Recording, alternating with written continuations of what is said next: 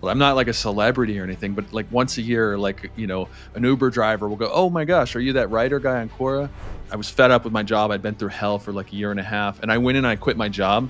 I literally dropped my 2 weeks and I told my boss, and she said, "Where are you going?" And I said, "Nowhere." Because I didn't want to tell her I was going to be a writer. It would sound ridiculous. After my last day on my job, 2 weeks later, the Quora partner program got cut in half. Did I just screw my whole life up? Oh my God. I haven't thoroughly enjoyed any of the AI writing that I've seen. And I have seen a general and massive disdain for AI writing from readers. I think it's a bubble. I think it's going to pop. Is Quora still buzzy? Can it help me grow my Substack and actually get paid? Someone in my community asked that, and one name came to my mind right away: Sean Kernan, the son of Quora. Sean has 500,000 followers on Quora, over 1 billion content views, and a growing Substack called Thrive. He has built what I call a Quora Substack Flywheel that turns answers into email subscribers and turns those subscribers into income. In this episode, you learn how Sean uses Quora to grow his list and get paid, how to republish content without burnout, and what most writers miss about audience building. If you want to grow your newsletter and make money doing it, this episode is for you. On your Quora profile, it says human writer, which I love. We can learn that you're a friendly Florida man and you used to go by son of Quora. So you definitely have to tell us a bit more about this.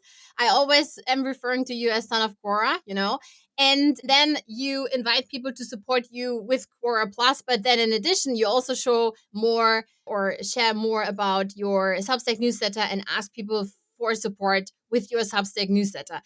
I would like to know, Sean, how do you think about monetizing such an audience on Quora, especially with Quora Plus, and what role does Substack play in this based on your profile, what you're sharing there? Yeah, so Quora is where I started writing on in around 2015, 2016. So I started writing there, and that's kind of where my whole writing career began. I was still working in finance. And so I really loved this platform because it gave us an easy place to get writing prompts in the main feed. So for context, the guy who built Quora is the former and first chief technology officer of Facebook. So when you're on the feed, it looks a lot like a Facebook feed, but instead of status updates with people's names above them, you have questions with answers below them. And you can kind of see, this is my profile page, so it's a little different, but it's kind of the same. You can see there. And so it gives you a really easy way to get ideas for writing and also to test them with your audience. You get immediate feedback by way of views and upvotes and comments. So you can find out, some crazy stuff in here. But yeah, basically, this became where it all started for me. And when I initially joined Medium in 2019, I had only really written on Quora. And most of my content had been 300 to 400, 500 words at most. And so I had to learn to adapt this to Medium. I mean, this just became like the seed of articles. And so in terms of monetization, the interesting thing is that monetization didn't come until a few years into this journey for me. And I think that's something that a lot of new writers really need to take into account, because getting paid for your writing is not always easy. You've got to build up a base of followers. You've got to build up some reputation with readers to prove that you're not going to waste their time with mediocre content. And I think one thing I would pass along to your members is to just have patience and to enjoy the process of writing for what it is, because it can be incredibly demoralizing to publish, several articles and you've only made like $1.50, and you can start to question why you're doing it in the first place. Why am I spending my time writing and I'm making like 50 cents? And so my message would be not to put the cart in front of the horse. And I was lucky in this sense in that no one was getting paid to write in 2016, really. I mean, it was not a thing with online writing. If you did get paid to write online, it was mostly through niche SEO blogs where you had fashion advice or cooking recipes and you dominated on the charts on Google. Honestly, it was Medium's the one that first innovated, and it was shortly after I started that Medium started Medium Partner Program, but it took a while for people to hear about that. And so this Quora Plus program is the second iteration of monetization on Quora. They first had the Quora question program, but it went defunct and it was a hot mess. You don't make a ton of money with Quora Plus. I mainly use it to help build up my impressions with readers, to get traffic to my Substack, to add subscribers. And so it's all sort of about creating a wide digital footprint to help get your content out there and seen by people. And so, it's been amazing. Like sometimes strangers will recognize me from Quora on the street and I'll take selfies with people, like, which is the weirdest thing in the world. I'm not like a celebrity or anything, but like once a year, like, an Uber driver will go, "Oh my gosh, are you that writer guy on Quora?" And so little things like that are really fun. Yeah. Yeah. I mean, that's the basic gist of it. I post a little bit each day on here and, it brings me a little extra money each month and gets some impressions for my content. And also you can repurpose content. Like I'll take something I've written on here and expand it into an article, something bigger on Substack. So the good news is that when you publish content, you own the content and it never dies. You can repurpose it later, rewrite it, and so on. Yeah, but I love this, and I think this somehow also goes into these Quora Substack or Substack-Quora flywheel idea, because what we can see here is, for instance, Sean posted 17 hours ago this one. What are you conflicted about? With this teacher grading papers from his hospital bed shortly before passing away. And I know that Sean also put this on his notes feed here. I was looking at this. It's an image of a teacher grading papers. Exactly this. Are you linking then from your, for instance, short form feed on Substack Notes to your Quora? So to give the readers more context, I will look for stories that are interesting to me. And this one was striking to me because I was conflicted because he is about to die. He's in the hospital with cancer and he's grading papers. And so Yeah. he got a lot of credit from people because they said that, he's dedicated to his job and he's working hard. And I think that's great. But also I felt sad that he felt like he needed to work in this moment. Yeah. And And so what I don't about the know. family and the friends, Yeah. I think And you could rather be spending time with your friends or family, but one maybe would his think, whole right? life was all about his job, Yeah, maybe it So, gets his mind off of things. I don't. Who knows? But it left me a little conflicted. So I wrote about it, and so then I published it on Substack Notes, and I think Notes is a very very effective tool on Substack, and it's reminiscent of Quora as well. And Notes has kind of got a lot of crappy content on it too. Like there's a lot of opportunity to stand out. Like I find myself muting a lot of authors and just focusing on things that I find interesting and reader and Substack posters and so I will definitely repurpose things from Quora to Notes quite often, and it does prove very effective. Sometimes it produces viral articles, and it's interesting though because the Substack audience is very different from the Quora audience, and each platform will have its nuances. So what might be validated as high impact and viral on one platform may not translate to another. Sometimes it mhm. does, but not always. So Yeah. Yeah, they say this is like subculture here on Substack with Substack Notes, This is a specific kind of writing here with short form and what goes viral here and what people restack and share. It is really interesting. I see, for instance, trends 50 plus, all the midlife people, all the dog lovers coming together. When Substack Notes was like new, lots of people became viral with their pets sharing their cats, cat stack, dog stack, this was the thing, or flower stack. And now it's changing. And since also more and more huge creators like Justin Welch are joining, we are more like in this also like we have the feeling sometimes we're also like on X or so or somewhere on Facebook now. So LinkedIn, it's LinkedIn, you're right about this. So people just copy and pasting stuff and putting it there. So it's yeah, definitely changing. So this is pretty interesting. So maybe for everyone who hasn't a clue about Quora, so as Sean shared, what you can do there is you can answer questions. So people ask questions. Apparently you answered already like 8,000 questions. yeah. 8,000? Oh, that's crazy. And you ask about like 6,000 questions so far. I was paid to ask the questions though. That was part of the Quora question program. And sometimes I ask my own questions and answer them because I can't find one. Like that gives me an easy prompt for it. There's lots of like little nuances too. Like if you do write your own question, you need to let it sit for a few hours before you post your answer because the algorithm punishes new content that's that young, new questions that is. So I usually, if I do write an answer to my own question, I'll wait a few hours before I hit publish. So you're then answering your own questions. Not usually, no. I would say Yeah. that's like 1 in 10. Yeah, I So, see. Okay. yeah. And if someone is now thinking about Quora and they say, oh, cool, Quora, I would love to answer some questions or ask some questions, where would we start with Quora? So we would, of course, set up our account. I think this is fine. Maybe also just copy and pasting our short bio from somewhere else to Quora. And then could I just, go into the feed on Quora and start checking out the questions and then answering some based on my skills and experience? The onboarding process will have you select a few topics that are interesting to you, and you will automatically be seeing questions related to that in the feed. And the thing that's fun about Quora is it's way more diverse in content than any other platform. I had spent my time entirely here, and literally every topic has content on it. When I first went to Medium, I was like, wow, everything's about self-help here and writing and, politics. Here you can write about cell structures and biology, and you can go viral. You can go viral with the most niche content imaginable. And that's what makes it fun. And I would treat it that way. Just enjoy it, and as a way to exercise your writing skills and spread your wings a little bit, and see what audiences respond to. And that would be the best place to start, in my opinion. I want to celebrate 1 year of my podcast with you. Here's how you can join the celebration. Check the show notes for a special surprise to celebrate 1 year of the podcast. I could hop on this and then I could start answering questions. For instance, what I did was when I was writing on Medium, there were lots of questions about Medium or online writing or marketing. And this is, for instance, how I became one of the top writers on Quora in a specific category. Don't ask me about it exactly. I wasn't so, it was just like repurposing for me. So whenever there was a question and I could answer it based on my knowledge, then I would answer it. I wasn't so strategic about Quora. It was just like another channel to like repurpose my stuff.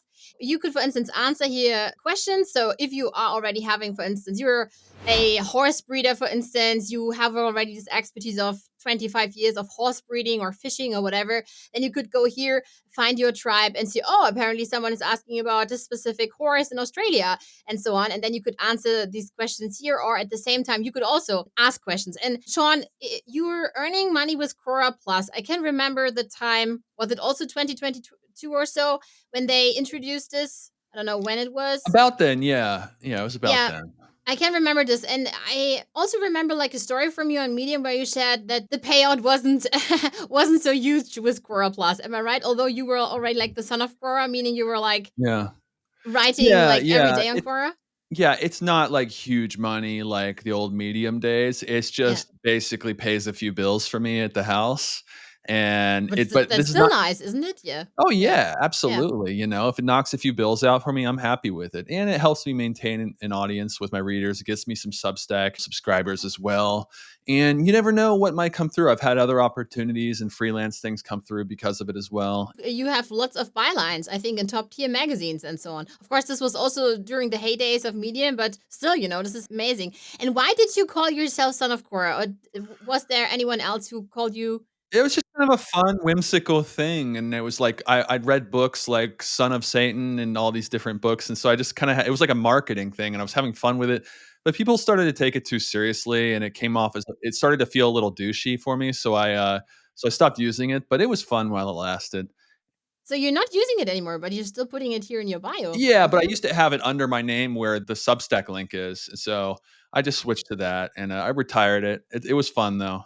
So like the douchifying then. Yeah. Son of Quora. But I loved it. I thought, oh, apparently, it gave birth to Sean because Sean is the one who's answering like almost all the questions. So then with Quora Plus, since you are already like a top writer there and you're writing on the platform like every day, is it then like per month you can earn like thousands of dollars because you pay your bills? I guess it's thousands of dollars. Am I right? That's like $500 to $900 a month about. And so, but I'm not really there to make my primary income. It's just supplements. So, but and honestly, I'm not even spending that much time writing there. It's literally less than an hour of writing, and it's maybe 30 minutes of writing I put in a day. And, it's a pretty good payout for me. And so someone could potentially do better than that if they really put their time into it. Yeah. I remember one tribe member, he was writing about toxic relationships. And he put like the stuff he was answering on Quora on Medium, for instance. And there he became a top writer. And then he also started his Substack with toxic relationships, and somehow this is how he built his Flywheel. Who was the guy that did this? What's his name? I have to look it up. But he stopped writing. He didn't do it anymore because he said with Quora Plus, he wouldn't earn anything anymore. Then you know about Medium, how Medium changed. And with Substack, it didn't really work the way he wanted. But back then, when you could get money for referring new people to Medium, for instance, he had, I think he earned about $400 to $500 per month just based on the referrals, because this really worked. This flywheel from Quora to Medium, there were lots who were doing exactly this. And so how do your students, like, how are they making it work? Where do they earn a majority of their income from? Like, what is the landscape like for them? It really depends, I'd say. We have like indie authors, who are self-publishing. Some are Amazon bestsellers. Then we have people who just like want to share their memoir because they are already 70 years old and they are wondering how much time they have left. Let's go like this. We have one tribe member. She's 86. She's really crushing it on Substack Notes. She had one viral note now with more than 20,000 readers and 20,000 likes and so on and so on. And she just chatted with me this morning. She said, Christina, I would so much love to just, cover my social security. This would be amazing. She's 86. So it really depends. We have many people who used to be journalists. Now they are writing on Substack, for instance. Many want to build their email list because they know they can this way sell their services, their products. And we have many coaches. We have many psychotherapists, for instance. Then specific people like yoga teachers, horse breeders, dog lovers. We have gardeners. We have many people in software development, tech, and so on. So it really depends. Most of the time, people are like overwhelmed. They want to focus on one platform. And then, if I, at the moment, you can tell me how you're thinking about this, but if I would then have to recommend one platform when we're thinking about like Quora, Substack, Medium, for instance. X, I wouldn't talk about X. I think X is more like repurposing for me, or YouTube, but YouTube is different because it's video content. So I'd then say 100% go with Substack. I'm not sure what you are thinking about this, but this is why I help people, to become list builders and build their lists because, as you know, followers are like a vanity metric and also like somehow dead. And what you also now, I think, are doing is you want to turn these 500,000 followers into subscribers. Am I right with your publication Thrive here on Substack? You have already now 11,000 subscribers. So I think, Sean, share a bit more about like your idea with maybe turning these followers into subscribers, or what your like business model there is, or your approach. I didn't even start an email list till very far into this, actually. I don't think I started an email list till like 2021, 2022. And so I was very late to that. Quora is very strict about promoting your email list. So the majority of my email list really comes from publishing on Yahoo, and it's from Medium, my old days on Medium. And, I recently had an extremely viral article on Substack that got me like 2,000 subscribers. Oh, It was cool. pretty Which one wild. was it? It was the 13 signs used ChatGPT to write Oh, that. wow. From Yeah. April. Yeah. Nice. It's like Wow, more 6. than 1,000 restacks. This is crazy. More than 1,200 comments and about 9,000 likes. Yeah, it's not too shabby. And, Yeah, not too sure. so that one has been a banger for me, and it came back to life too, and it started bringing in subscribers and all that. So, yeah, I think that the tip I would give too is if you have a Substack article that you think could go viral, don't paywall it. Just publish it and list it as free. I do mine every other of my Substack articles, I make them free. And then so it's paywall free basically. And there'll be exceptions to that. Sometimes I'll run something that's just like I think it has like this the signs of a used AI to write that. With that one, I had a feeling it would do well. I didn't think it would do quite this well, but I had a feeling, so I left it not on the paywall. This is a good example too of how content doesn't always mirror on platforms. So originally, I published that on Yahoo, and that did not do well on Yahoo. And so Yahoo, by the way, there's a creator program there. It's very strict to get into. I think they have applications that your people can apply to. I don't know where the website is, but you just never know how it's going to play out. And for Yahoo, you are some kind of freelancer then for Yahoo, like as a They have a creator? Yahoo for Creators program. And so I helped them build it actually. I was a consultant, and I got to go in the initial stages for 6 months and just helped advise and provide them feedback in the process of assembling creators and filtering the program. Now, the tricky part is they are so strict about letting people in. I've had so many creators messaging me and asking me if I can help them get in because they keep rejecting everyone. I don't know what the trick is to get in. I know that they're being very careful because they don't want the platform to become what other platforms have become, where you get the tragedy of the masses and people posting memes and the memes go viral and that type of thing. And this is the one here, Yahoo Creators, because I can see your name here. Yeah, cool. Okay. So I get 50% of all advertising revenue from that platform. So if someone clicks on it, we split it Ah, basically. And oh, that's nice. yeah, it's been a really important part of my writing career so far, and an unexpected one too. It kind of fell out of the sky. And so that's been really cool. And I guess this was also based on writing in public, showing up on a daily basis on Medium and on Quora. Am I right? Is this how you built this? They first hired me to do 1 hour consulting, and I did a good job. So they offered me a contract to do it for 6 months. And so I came in and I did it for 20 hours a week for 6 months, and it was awesome. It was amazing. And Cool. I got to see the Hmm. inside of how these companies work and how they put together a platform. And the people doing this were mostly programmers and all these different corporate titles, but they didn't have anyone who actually been on platforms and were experienced as a writer and a creator and dealing with it. So I essentially provided a voice to that and helped them avoid some of the risks and pitfalls in that. It's been a breath of fresh air too, because for the most part, writing platforms are run by startups. They're cash strapped. Things are always changing. It feels like for me on all the platforms I've been on, it's like you get 1 or 2 good years of money and then something goes south or something changes and someone in the company goes, oh, whoa, whoa, whoa, we got to cut payments or something like that. What a lot of people don't realize is it's actually an enormous company that makes a ton of money. They have like 10, 20,000 employees, and they get like 40 billion unique views a month on their platform. And they're like one of the top 20 websites in the world. And so they have more stability. So hopefully it lasts a little longer than some of these other places. We'll see. I do feel like a nomad sometimes, constantly going from new place to new place and focusing my efforts. Sometimes you just want your peace.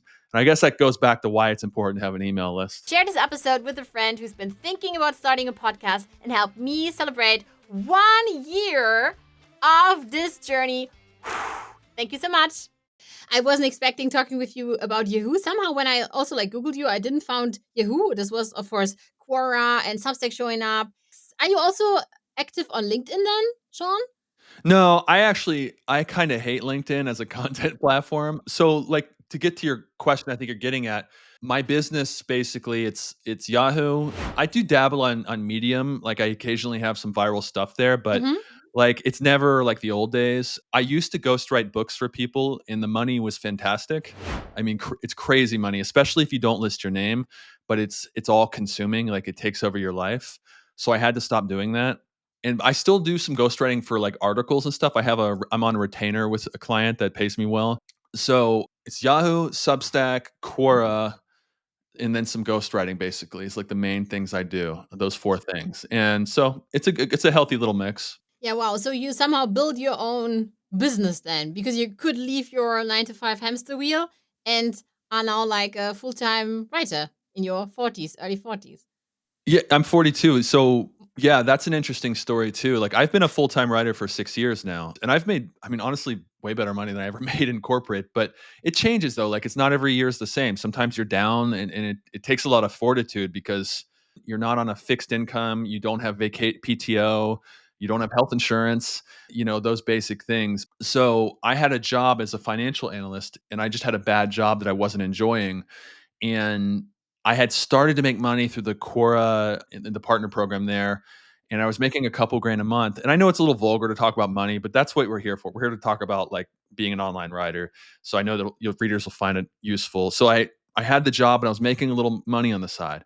I was fed up with my job. I'd been through hell for like a year and a half, and I went in and I quit my job. I literally dropped my 2 weeks and I told my boss I was leaving, and she said, "Where are you going?" And I said, "Nowhere."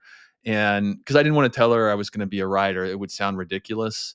I remember that after my last day on my job, 2 weeks later, the Quora partner program got cut in half. Earnings were cut in half. Oh, no. And I was like, did I just screw my whole life up? Oh my God. That's when I joined Medium. I came to Medium in 2019 because I had heard you could make money there. I hit the ground running there, and that became my new primary platform for a couple years. Yeah, it's been a pretty wild journey. But to the point, I wrote on the side making no money for 3 years before I ever started making money. So I just did it for fun every day. And so times are different now, though. I mean, it won't take that long for some people, but yeah. Many don't remember these days on Medium where you couldn't earn any money there and you were just writing. And then at some point, of course, Medium also like rewarded you and Tim Denning or Ayu for being on the platform and writing on the platform on a daily basis. So you never know what's going to happen. Or also with Medium, we had the bonuses, or sometimes with Substack also, Substack pushes specific writers because, they are getting more subscribers or paid subscribers and so on. You never know what the platform is doing with the algorithm and pushing you. So you never know. Somehow I think with writing in public, you're putting yourself in a position of luck.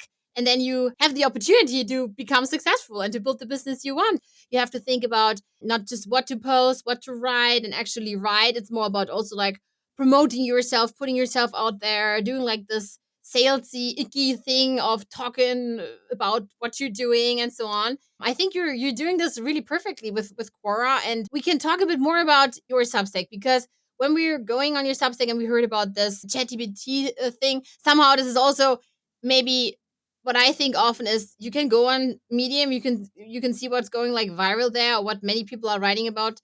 There's always like a specific time to write about specific things, so like a trend with vibe coding and so on. So I love that you, especially since you're like having all the questions there on Quora, can always surf the wave and go with all these. This is always the feeling I had when I was reading your stories on Medium. I always had the feeling, wow, you really have like the finger on the pulse because you are in Quora and you're seeing what people are asking. Is this right? Is this also the feeling you, or the identity you see for yourself as a writer? I mean, I think there's a healthy balance. You don't want to be gimmicky and just trying to go off of what the trend is, but you also want to have a good sense of what people are interested in, what topics are they're really gravitating towards.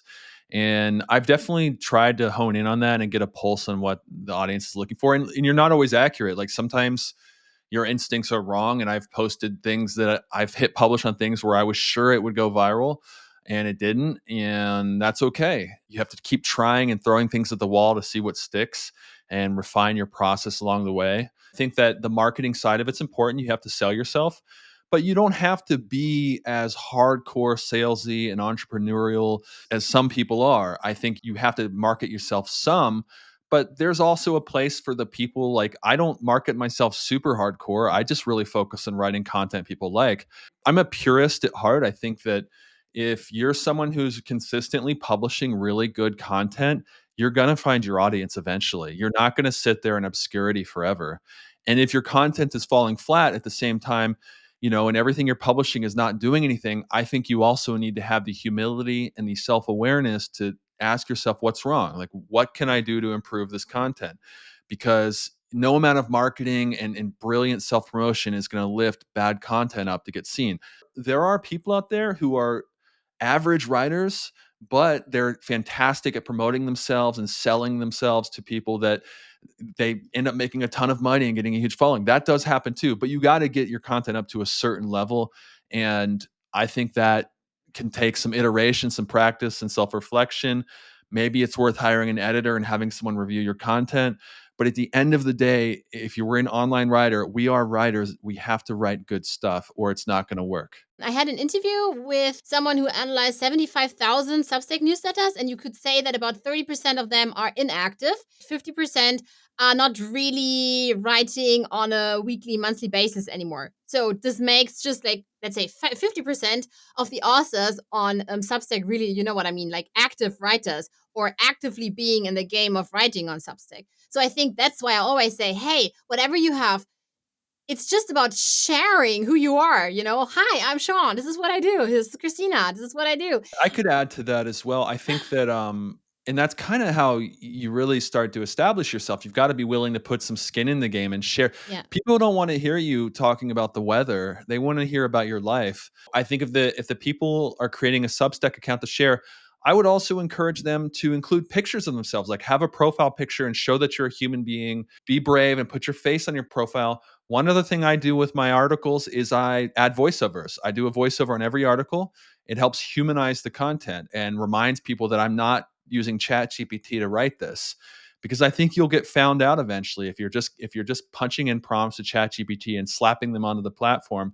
You're not going to get far with it. Have your own thoughts. One of the beautiful things about human beings is that they're kind of wonky and unpredictable. We just have weird ways of expressing ourselves, and that's what captivates others. We get sort of like coy about random things, and we get blunt about other things, and you wonder what's going to happen next. What are they going to say? And life is just way more unpredictable than ChatGPT. And so I think, for your members to succeed, just be willing to put yourself out there. So when I first started writing on Quora, one of the interesting things was they required you to use your real name on the platform. And I initially tried to use a fake name, and I immediately got suspended. And they said, you can activate your account when you use your real name. So I started writing on my real name, and I wrote these really safe answers.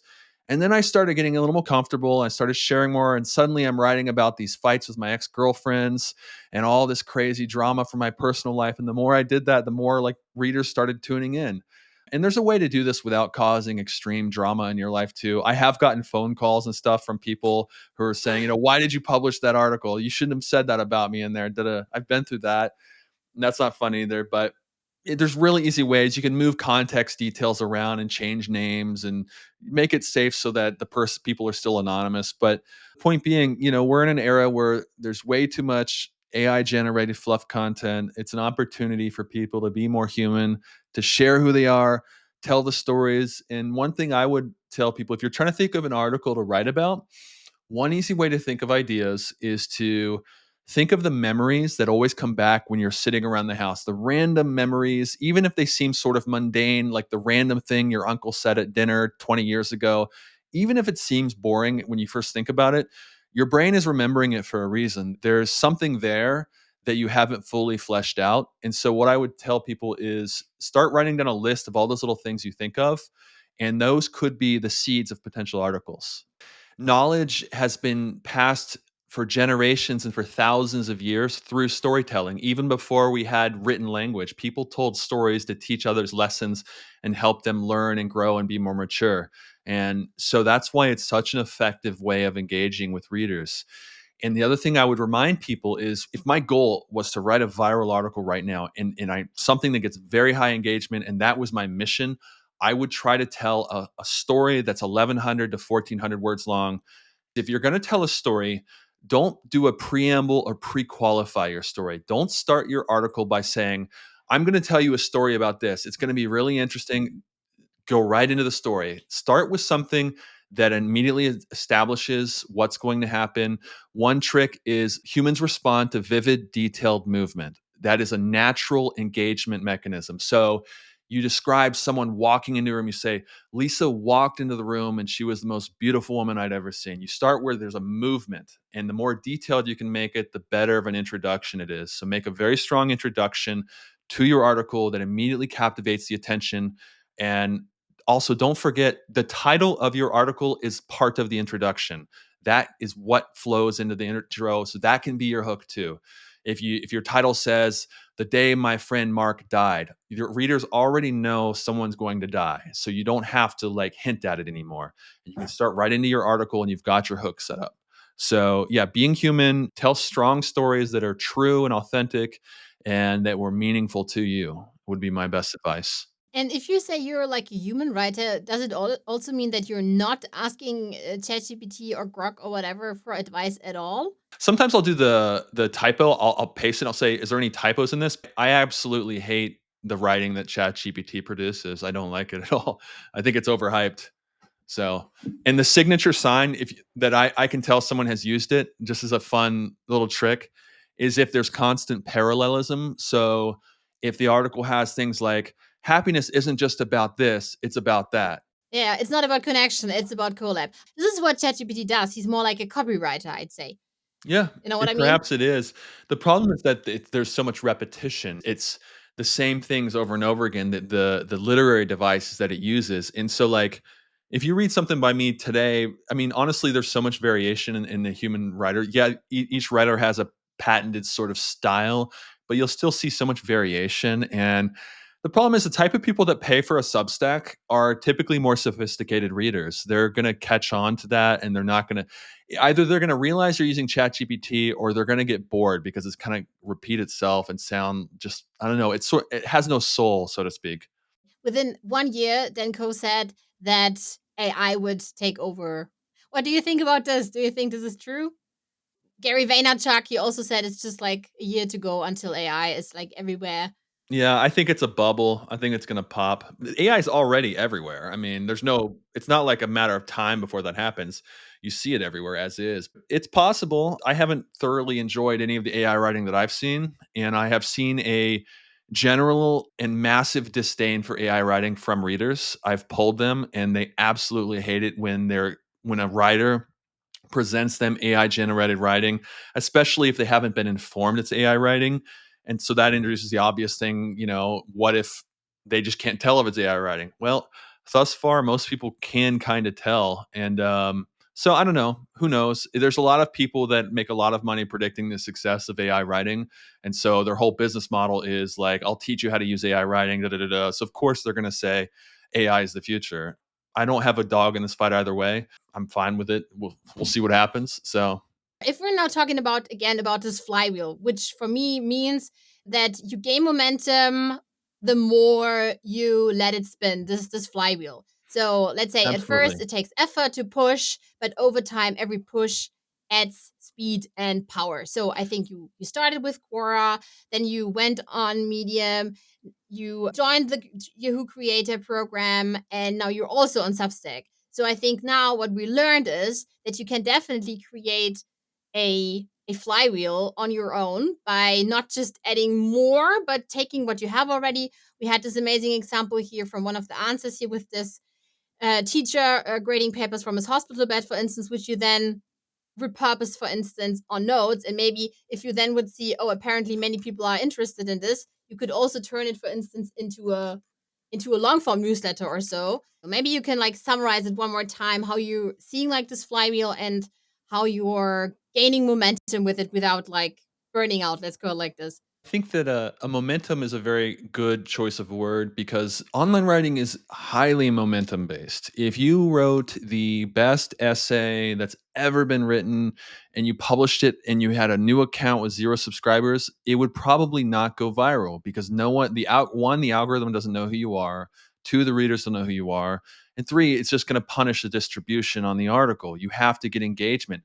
And so it's very momentum based. And if you consistently publish, like Tim Denning, for example, he's a commonly cited example. He publishes like with a voracious speed, like it's like so many posts per day, and it really ramps up his distribution. You don't need to keep that sort of pace, but for me, it's always been just a matter of publishing every day, or especially on Quora, on Medium. Like when I was at my heyday, I was publishing 25 articles a month, and that's all I was doing. I was writing every day, and it kept me present with the readers, and the algorithm was rewarding that with distribution. And the same thing is true with Quora.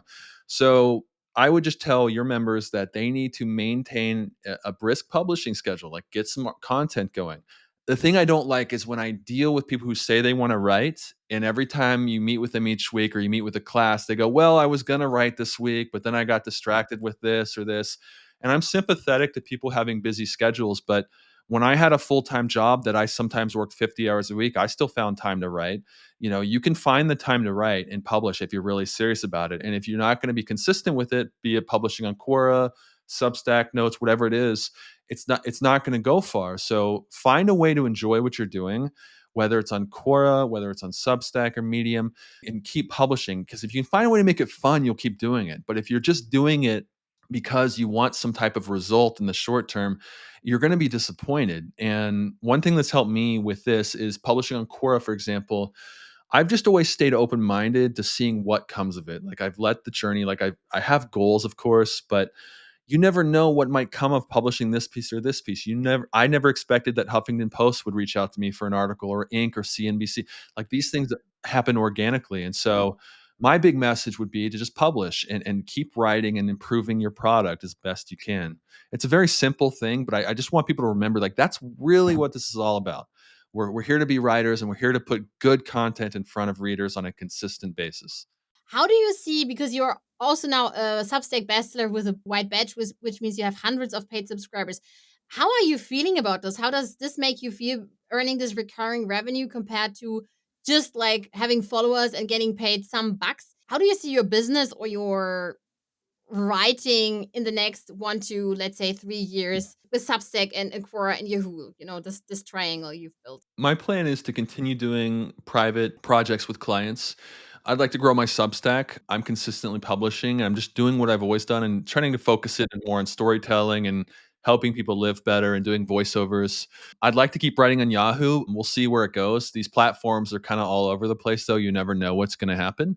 So I'm staying the course for now and seeing what comes of it all. And I also, if it doesn't work out, like the thing I always think about too is like, it's such an uncertain future. I'll get a job as a staff writer, or I'll be a content strategist somewhere.